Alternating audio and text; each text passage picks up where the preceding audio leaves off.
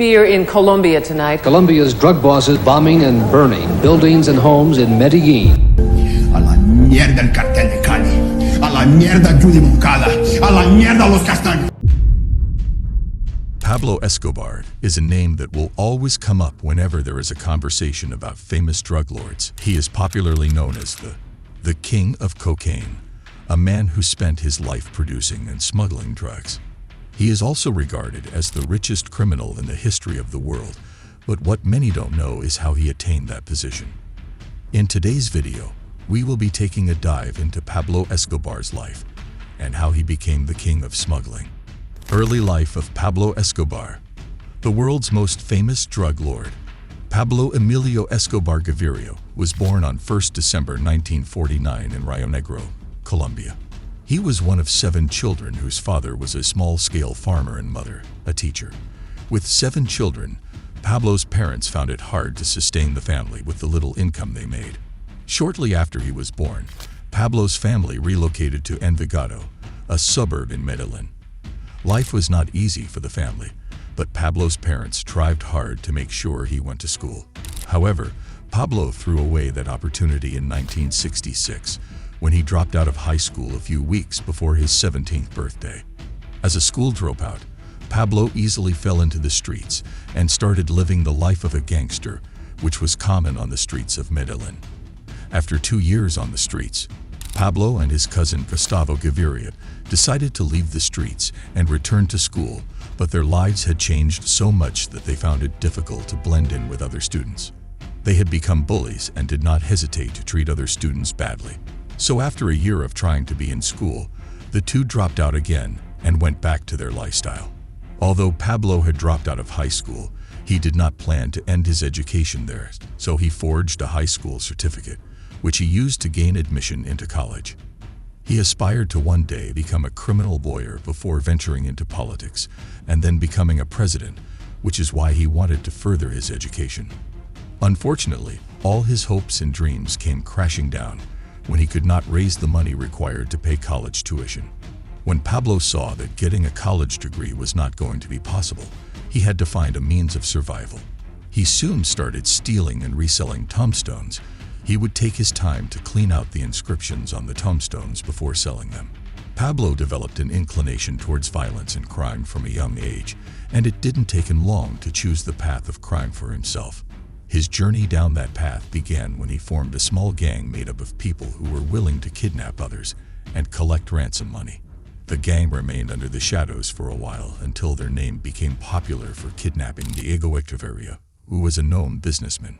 Echeverria's family paid $50,000 to Pablo's group, but when it was time to release the man, Pablo changed his mind and decided to kill the man instead. When the gang was not asking for ransom money, they were indulging in other criminal activities like car theft. Stealing cars led to Pablo's first arrest, which occurred in the year 1974. Pablo was still very young when he was arrested. The experience could have made him change his ways and lead a normal life, but he was a true rebel who was willing to go deeper into a crime. Pablo's connection to organized crime started long before the cocaine industry made its way into Colombia in the mid-1970s. The sale of cocaine in Colombia spread really fast due to the country's closeness to Bolivia, Ecuador, and Peru, which were the highest distributors of cocoa at the time. Cocaine is synthesized from cocoa, and Colombia had a steady supply from these countries. As a smart young man, Pablo saw a potential in the cocaine business and immediately grabbed it with wide open arms. Next, Pablo set out to take down any drug trafficker that would stand as a competition for him. The first person he targeted was a known Medellin drug lord, Fabio Restrepo, who was murdered in 1975. Although it was never confirmed, many people believe that Pablo killed the man, took over his drug operations, and turned them into his own. Pablo soon started making huge sums from the drug trade and thought it was time to take a wife. So in 1976, Pablo got married to the love of his life, Maria Victoria Henao. At the time of their marriage, Henao was just a teenager and was 11 years younger than Pablo Escobar, but she was in love with him and married him even though her parents did not approve of it. Building a drug empire. Soon after fulfilling his desire to start a family, Pablo decided it was time to take his drug business to the next level. In the mid-1970s, Pablo and another man known as Carlos Leder came together to co-found the Medellin cartel, which would later turn Pablo into the richest criminals in history. The Medellin cartel started to specialize in the production of cocaine, after which they would transport and sell throughout Colombia. Within a short period, they began to purchase cocoa paste in larger quantities from Bolivia and Peru, then go ahead to process the coca into cocaine. Pablo's desire to expand his business did not stop in Colombia. He soon started smuggling and distributing his product into the United States. Pablo slowly grew his empire for a few years without the government noticing him, but things took a drastic turn in May 1976. He had just finished a drug trade in Ecuador and was on his way back when he was arrested by the Colombian Security Service, DAS, after they found 39 kilograms of cocaine carefully hidden inside his car's spare tire. Pablo was charged with possession of drugs, but he found a way to turn the situation to favor him. He was let off the hook after he managed to influence a judge to set him and his colleagues free by bribing him. A year after his arrest, the DAS agent who arrested him was brutally murdered. Pablo had come up with a method of solving his problems using bribery or murder. No one was too big for him to intimidate or bribe, including politicians and law enforcement officers. It became common knowledge that people who refused to accept bribes to favor him would lose their lives to cartel hitmen. Pablo often used the catchphrase plata o plomo, Plata o plomo, which means silver or lead. Silver was used to represent bribe money and lead represented bullets. He would give a person the opportunity to choose between money or death. Even though he had been noticed by the government, Pablo's drug business continued to grow at a fast rate, and he soon became very rich. His dreams of becoming a politician started to crawl back into his mind, and this time he had enough money to achieve the dream. So he started to make big donations to various politicians to help fund their campaigns. The politicians he endorsed were sure of getting elected, and by that means Pablo gathered a long list of government officials who would happily do his bidding anytime he called. With his connections to people in high places, Pablo was able to keep the Medellin cartel in business without getting in trouble with the government. In 1978, Pablo visited a farm where he met with other drug lords who gave him ideas on how to greatly increase his business. The information he got from these drug lords proved helpful as Pablo's drug trafficking business increased exponentially. By the end of that year, the Medellin cartel had smuggled about 19,000 kilograms of cocaine into the United States. As the demand for cocaine in the United States continued to rise, Pablo positioned himself and the cartel to supply as much cocaine as they could. He found new smuggling routes and created better distribution networks in various parts of the country. At the peak of his career, at the peak of his glory days, Pablo led the cartel into producing cocaine in large quantities and supplying it to every corner of Colombia, as well as the United States. The used drug mules soon became an issue for Pablo. He began searching for better ways of smuggling, and eventually got the idea of using aircrafts to move drugs into the United States. Pablo then purchased a plane called Cessna, which he used for his first aircraft smuggling operation.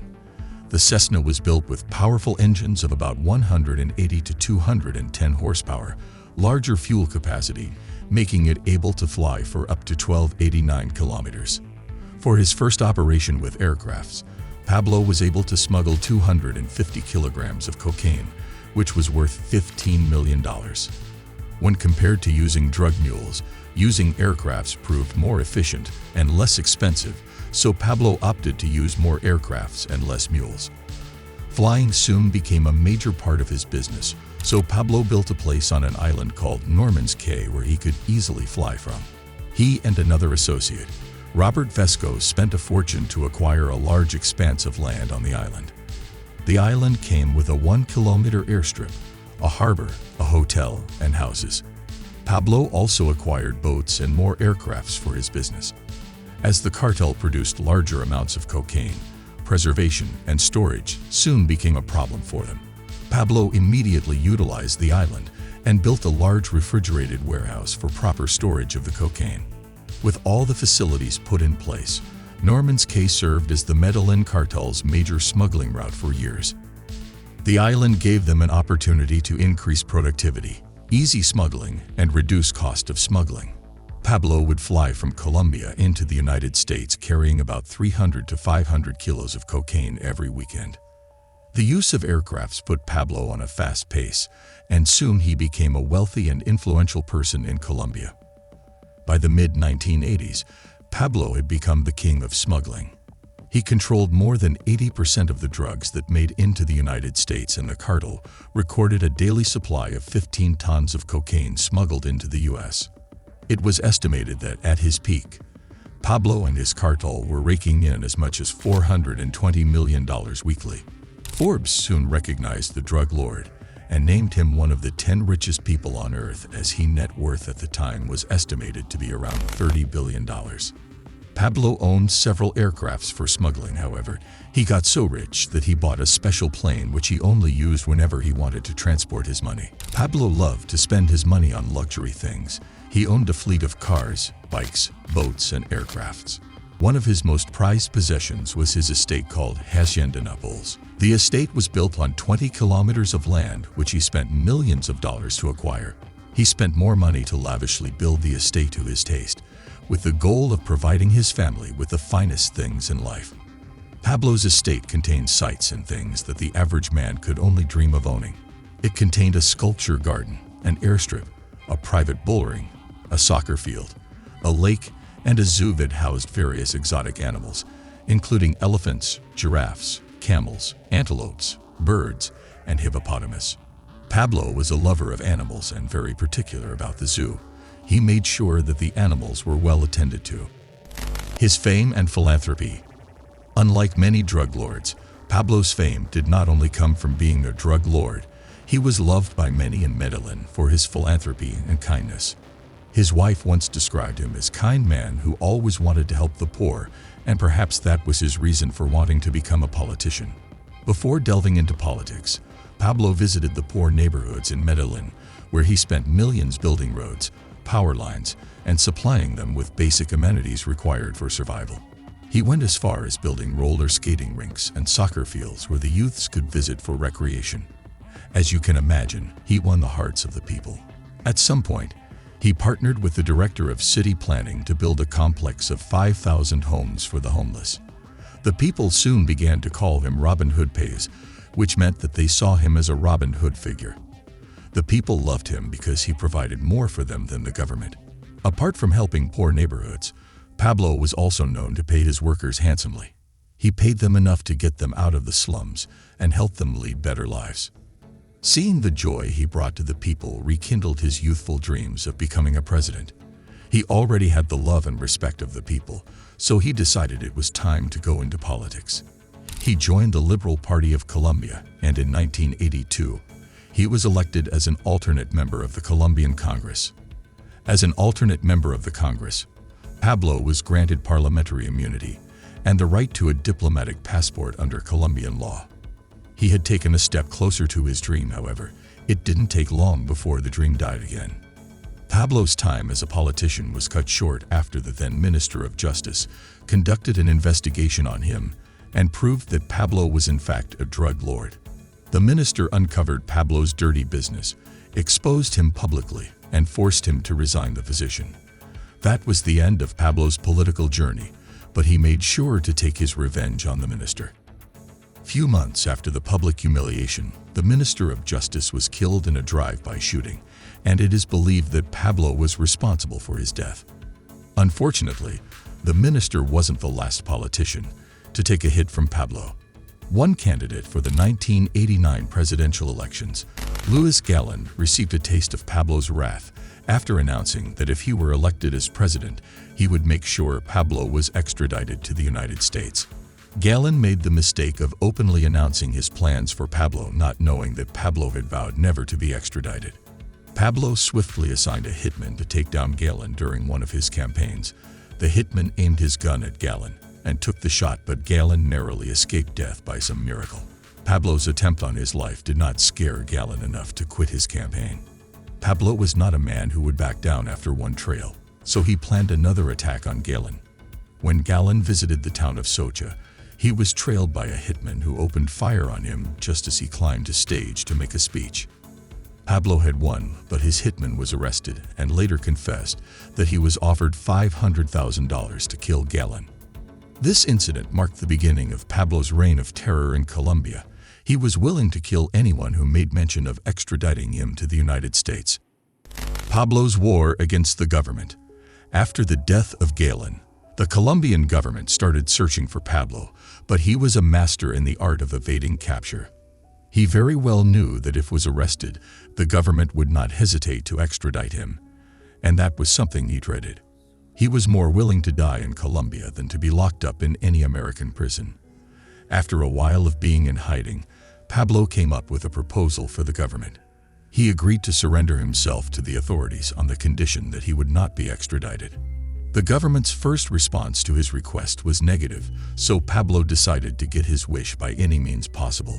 He created a group called Los Extraditables, made up of several drug lords who were also against extradition. The group's primary goal was to force the government to agree to a no extradition clause that would grant amnesty to any drug lord who willingly quit the drug trade. Their motto was, "We prefer a grave in Colombia to a prison in the United States." When they realized that the government was not willing to bend the law for them, the group turned to violence and fought the government in every possible way. Pablo's war against the government took a dark turn in November 1989 when he instructed his cartel members to plant a bomb on the Avianca Flight 203. He believed that a presidential candidate, Cesar Gaviria Trujillo, would be on the flight and decided to assassinate him. Pablo's plan failed because Trujillo missed the flight, but the other 107 passengers on board lost their lives in the bomb blast. Although Pablo had so much blood on his hands, he did not stop there. A few days after the plane incident, Pablo placed another bomb inside a truck and parked it in front of the Colombian Security Service building. The bomb killed more than 50 people and injured thousands. Pablo proved that he was as brutal as he was kind.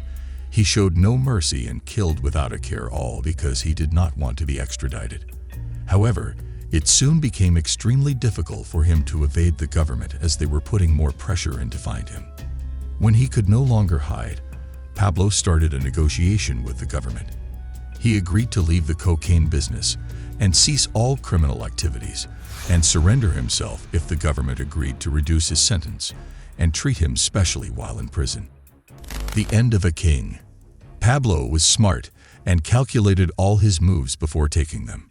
He waited patiently until a new Colombian constitution, which prohibited the extradition of Colombian citizens, was approved. In June 1991, Pablo Escobar surrendered himself to the government. Although he had fought a dirty fight and spilled the blood of many innocent people, Pablo managed to get his one wish, not being extradited. In agreement to his terms, the government granted Pablo the opportunity to build his own luxurious prison. After all, he was very rich and could afford it. The prison was called La Cathedral, but it was nothing like any other prison. It had features like a jacuzzi, a nightclub, a waterfall, a bar, and a football pitch. Pablo installed a large telescope in the prison which he used to look down into the city of Medellin whenever he pleased. He was fond of watching his daughter through the telescope, especially when was on the phone with her. Pablo continued to commit crime as usual, only that this time he was behind bars and had to pass instructions to the Medellin cartel through a telephone. He was allowed to keep phones, computers, and fax machines in La Cathedral, which made it easy for him to continue leading the cartel. Pablo was basically living a comfortable life in La Cathedral and controlled almost everything that happened there. The prison guards had been personally selected by Pablo and were all getting paid by him. With the level of comfort he was enjoying, Pablo was bound to abuse the special treatment he was allowed to have. He soon started torturing and killing cartel members inside the prison. Once the government heard of his behavior, they began making plans to move Pablo into a more conventional prison. However, before the plan was put in motion, Pablo was informed of it by one of the prison guards who was spying for him. In July 1992, Pablo broke out of prison through a tunnel he had put in place when the prison was still under construction. The secret escape route was hidden behind a thin wall which was easy to kick down. He crawled out of the tunnel and into the streets before anyone could realize that he had escaped. The government immediately declared a nationwide manhunt for the dangerous drug lord. They had no choice but to accept help from the U.S. Drug Enforcement Administration, who were seeking to arrest Pablo for his drug-related crimes. Pablo Escobar became a fugitive and was on the run for the next 16 months. A special task force called the Search Block was created for the sole purpose of finding him. Being a master of evasion, Pablo remained hidden for as long as possible, but one mistake led the search block right to his hideout. Pablo Escobar came to the end of the road on the 2nd of December 1993, just a day after celebrating his 44th birthday. That night, he was speaking to his son, Juan Pablo Escobar, over the phone when the Colombian electronic surveillance team intercepted the call. They traced Pablo's phone to his hideout in Los Olivos, Medellin. By the time Pablo realized that he had been found, it was too late for him to escape. He and his bodyguard, Alvaro de Jesus Agudelo, also known as El Limon, tried their best to escape, but the search block opened fire on them. Pablo took several bullets to his leg and chest area and one bullet to the ear. The news of Pablo's death brought joy to the government, but the people of Medellin were saddened by it. Pablo Escobar's name has remained on the lips of many, even though he died over a decade ago. He strategically placed himself at the top of the cocaine industry during his time, which earned him the title, King of Smuggling. Till today, Colombia receives thousands of tourists who are interested in Pablo Escobar's story and are seeking some adventure.